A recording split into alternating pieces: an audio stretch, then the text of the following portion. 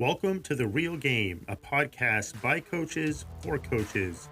I am your host, Matt Philbrick.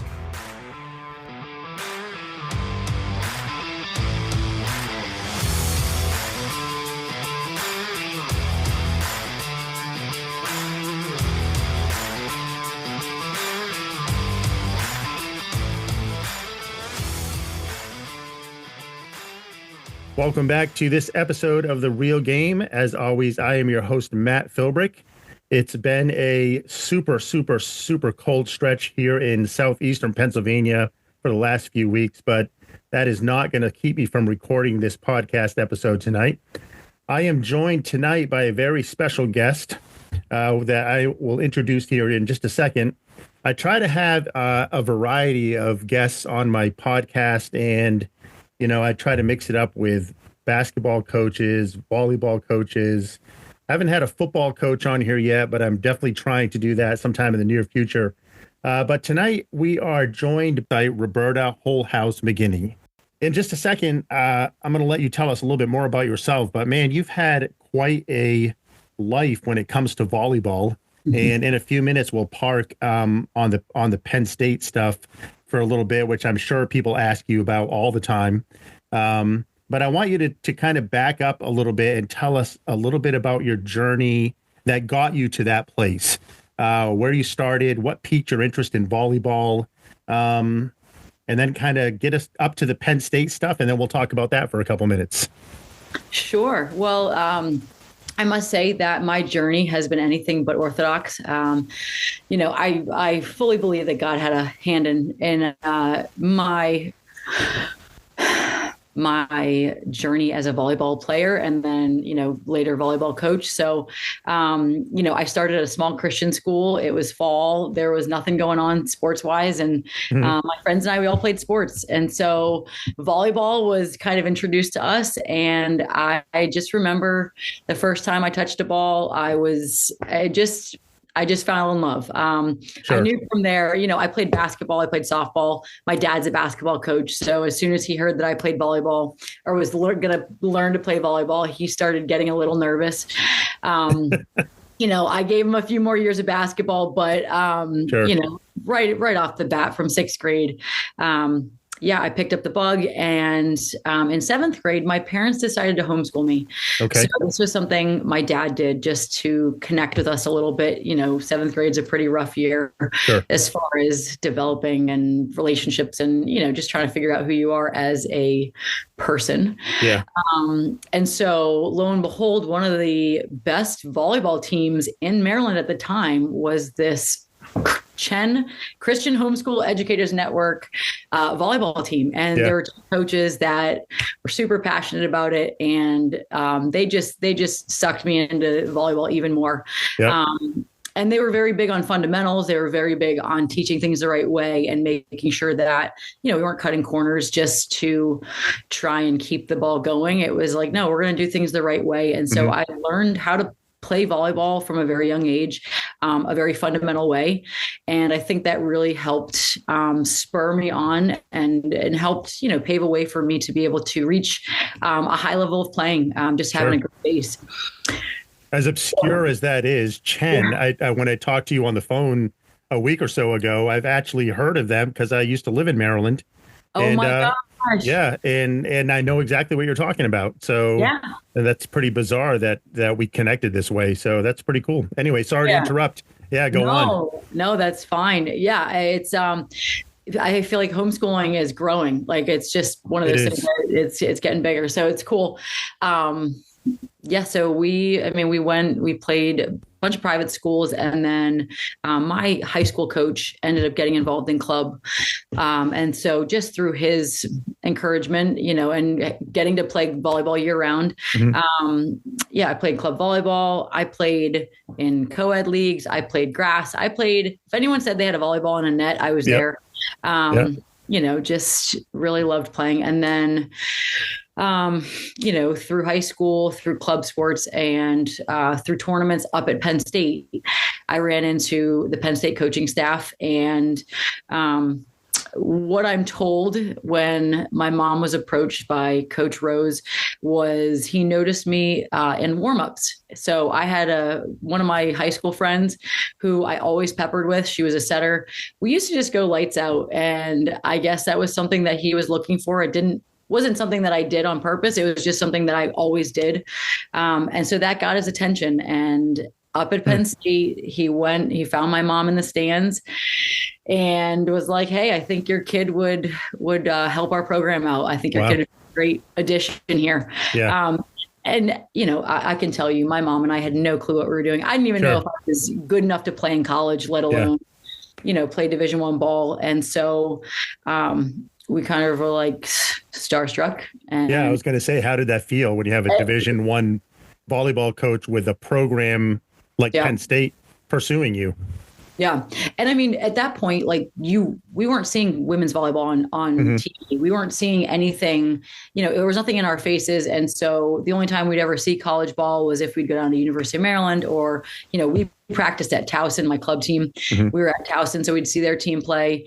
And then, we'd go up for that. There was a big tournament every MLK or every Memorial Day weekend that we'd all go play up there. And, we get to see Coach, we get to see some of the players, but it never in my wildest dreams occurred to me that I would ever be able to play there. Sure. Yeah.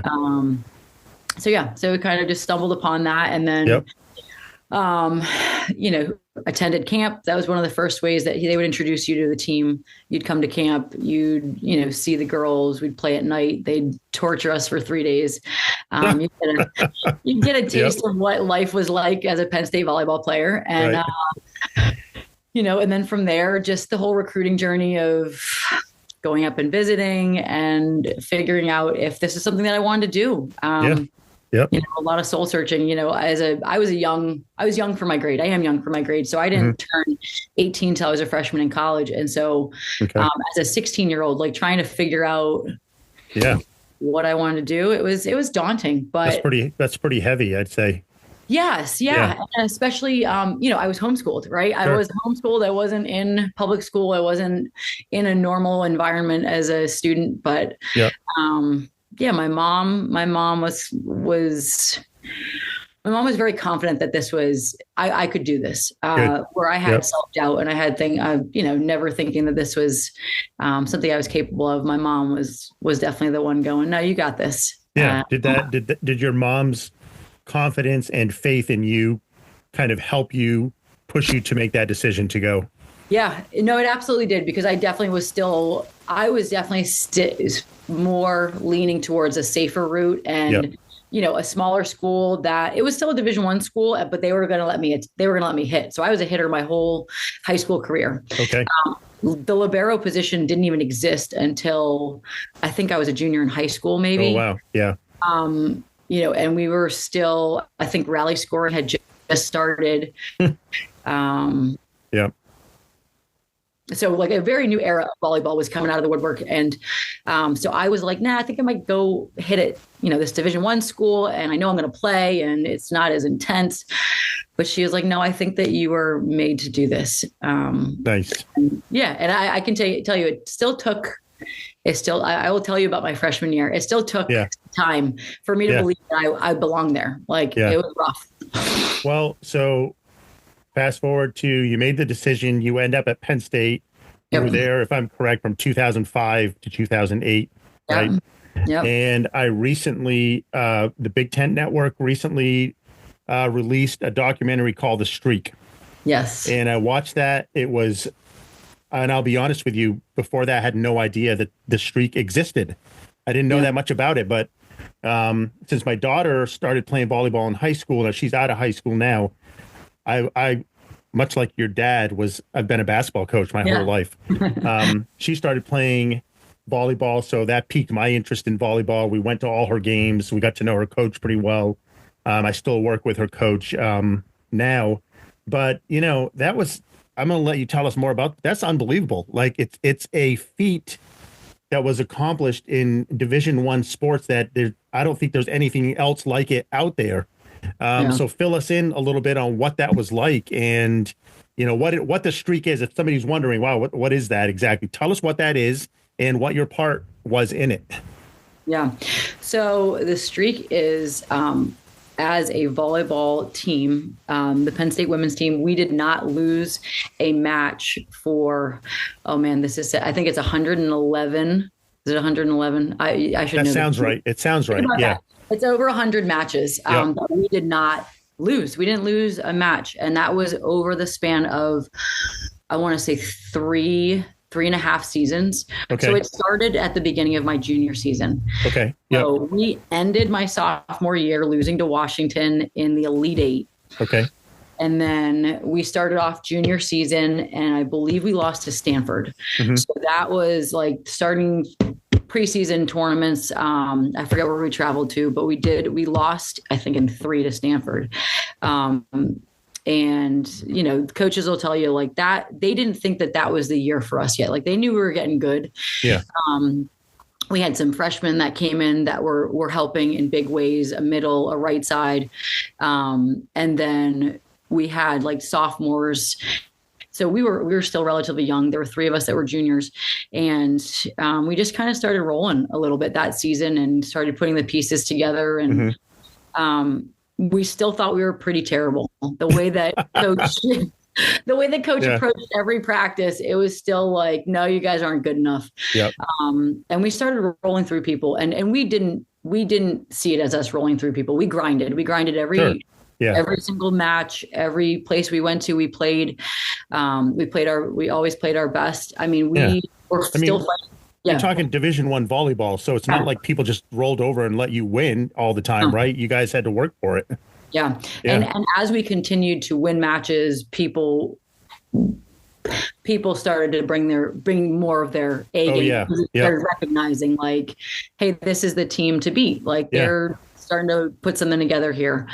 But again, coach kept us incredibly humble. I was still being threatened. So I played libero. I won the libero jersey my sophomore year. Okay. And so at that point, it was my jersey to lose. And I was made very well aware of that because there was a freshman who came in that was very good, Alyssa DeRico. Yeah. And, she became my sidekick. We were partners in crime up until the end. But in practice every day, she was the one that was trying to steal my jersey. Sure. And coach created that environment, and it was healthy. It was healthy competition that just helped us all find out how much we had inside of ourselves to give, and how hard we could push ourselves. So, So that junior season, we went. I don't think we lost another match outside of that Stanford match, and then we ended up back in Sacramento, Final Four.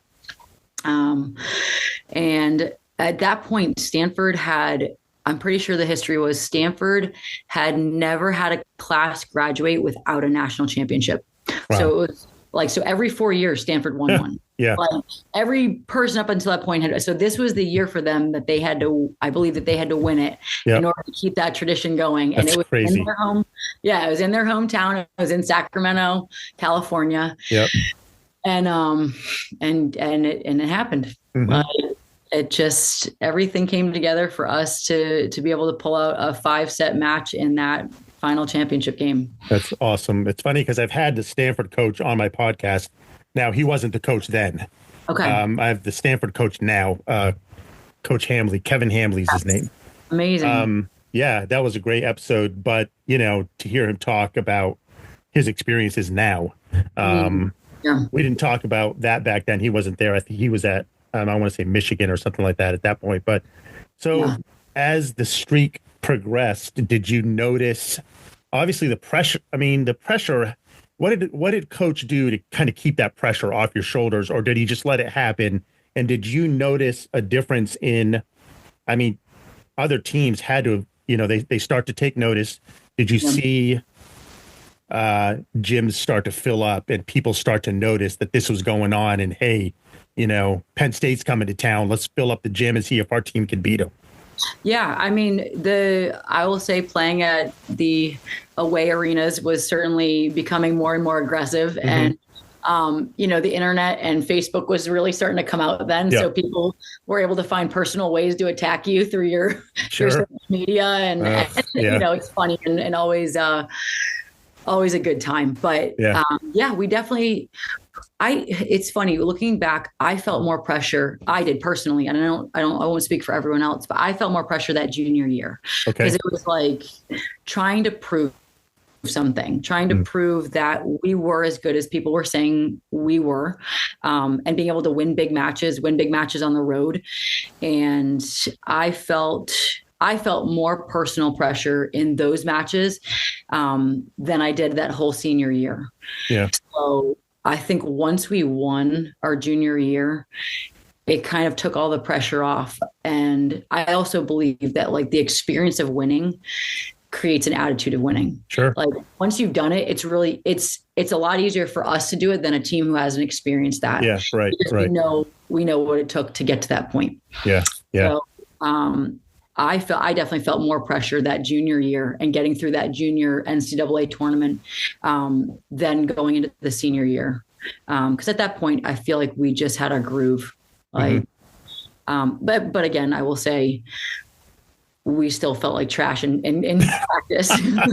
We still felt funny.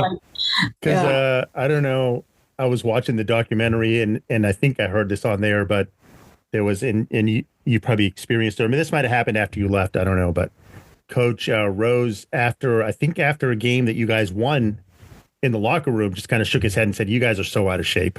Oh, that was it. Yeah, that was my senior year. And everybody just looked at him like, "What? Like, what's going on?" But so I guess he had a way of keeping you guys humble and having you understand that there was there's still another level to get to. Yeah. So yeah, no, absolutely. And I will give the backstory on that comment because that was the semifinal of our senior year. So the 2008 national championship semifinal, and up until that point, so my senior year, we didn't lose a set. Yep. We went 38-0 without dropping one set. We beat everyone 3-0. And so at that point, we're in front of Nebraska, playing Nebraska. 17,000 fans, and they take sets 3 and 4. Yep. So we hadn't played a 5-set match all season. Yeah. So everyone's laying on the locker room floor, and coach just walks in and is like, "You guys are Yeah. Wow. Yeah. So Coach Rose seems like an amazing guy. I mean, obviously he knew what he was doing when it came to volleyball. He knew what he was doing when it came to recruiting girls and putting, the right pieces in the right place. Like you admitted you had never played libero before, and he saw that in you. What are maybe a couple things that you learned from him along the way that you've taken that have just been life lessons that you've carried with you? Yeah, I feel like this could be a whole podcast in of itself. Yeah. The wisdom of Coach Rose, because he is one of the most humble human beings. For someone who has accomplished as much as he has, he's one of the most humble and sincerely humble, not like a fake, but a sincerely humble person who is loyal to who he's representing and loyal to the people that he's investing in. So. Sometimes it's hard to see that when you're playing for him. Sure. But, looking back, I think two of the biggest lessons that I learned, first and foremost is, how do I put this? The whole is greater than the sum of its parts. Right. So coach never, and especially in a world right now where I feel like the individual athletes are being celebrated more so than teams are. Right.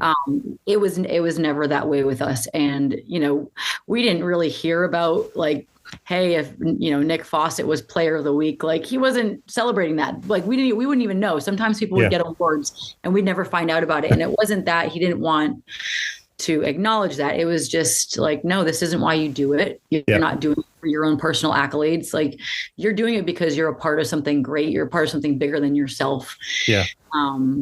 And I think that's not that it's rare right now, but that it is something that we've lost a little bit of sight of. And in being in the club world for 15 years, it's still something that I continue to try to pass on. Like, your team comes first. Sure. You're sacrificing for the greater good. And when we all do that, we're all celebrating at the end of it. Like, it's not like the 6-7 people that are on the court are the only ones that won this. Every one of you has had a part. Yeah. And he made it very clear that everyone down to the trainers, down to the, our professors had a part in helping us succeed. Sure. So I think just learning to be a part of and appreciate something greater than yourself. Yeah. Such a great life lesson. Even coaching high school basketball now, it's you definitely see more emphasis on individual play and individual stats and individual recognition. So that's it's good that was his focus, that team was his focus. You guys wouldn't have enjoyed the amount of success you enjoyed if it were different, if he were putting a lot of emphasis on, individual play or individual accomplishments, which in the end, he probably didn't care that much about. He just cared how successful you were as a team. Yeah. Yep. So that's awesome. Yeah. So he coached there for, if I did my math right, it looks like 42 years. I want to say it's around, it's over 40. I want to say 42 or 43 years. Yeah. Amazing. 43 years at one place. I mean, that is incredible. Yeah. Yeah. Oh my gosh. Do you miss him as a person? Like, do you still connect with him in any way, or? Yeah, so we not regularly, but we've been able to take my family up there. We text occasionally. Like, he's still someone that if I ever needed advice or I needed to bounce something off of, or was in a pickle, someone I know I could reach out to in a heartbeat. That's great. Yeah, that's great. So yeah, I do. And what's kind of sad is that I wish I appreciated him more when I was there at the time, right? But you didn't. Yeah. You don't know that when you're there. So no, and I can tell you, that man tortured us in that. He pushed us to physical limits that we didn't know that we could. That we could do. So it's there was that love-hate relationship for a while, and I think because of it, I've always had respect for like Herb Brooks and coaches like that they did whatever they could to get the team to unite, whether it was over their loathing of him or what. But he's an incredible guy, and we always have a nice time when I do end up at Penn State. That's great. Yeah. So tell us a little bit about what you're doing now. So Powerhouse Volleyball, correct? Yes. You started that and you're teaching volleyball at the youth level. How does that work? Yeah, no, that's a great question. So we live in a school district that is a little bit newer to volleyball. So they literally just started a middle school program this past fall. And, part of Powerhouse is the youth programming, and specifically in our school district. I have an 8-year-old daughter. What school district is that? I'm in O&J Roberts. Okay. Yep. I'm in O&J Roberts School District, and I have an 8-year-old daughter. I have 2 sons, and boys volleyball doesn't exist yet. Yep. We'll see how that goes. But so I do a 3rd through 8th grade program just for anyone who's wants to learn about volleyball, has never played volleyball before. And then I also have some intermediate stuff coming up.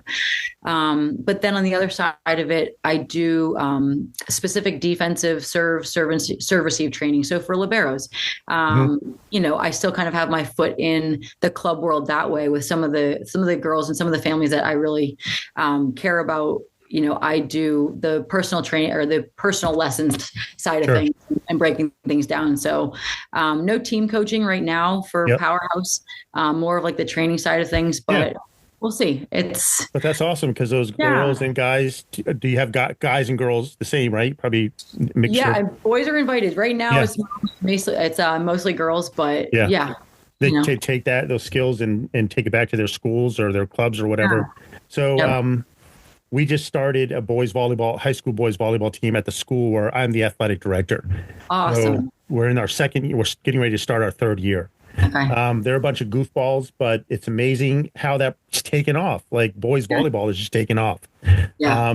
I'd love to get you over here for a practice sometime, I'm and in. you Yeah. can kick these guys' butts for 2 hours, and they'll never forget you. I promise that. Sounds like a good time. Awesome, awesome. Yeah.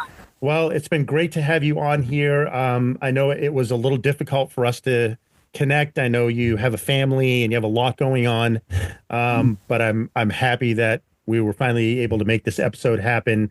You have amazing stories to tell, and I'm sure you could tell more.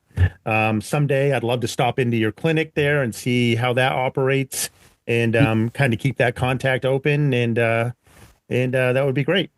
Yeah, no, that sounds great, Matt. I really appreciate your time, and I appreciate you letting me share a little bit. Yeah, definitely. So we'll look forward to hearing more from you, and I'm going to take you up on that practice thing. Please do. Yeah. All right. Until then, though, take care and have a great evening. You too. All right. Thanks. Thanks. I hope you enjoyed this episode of The Real Game with Roberta. As I sign off tonight, I'd like to leave you with a quote by Henry Ford, and the quote is this: "Coming together is a beginning. Staying together is progress, and working together is success. So good luck, coaches, and coach on."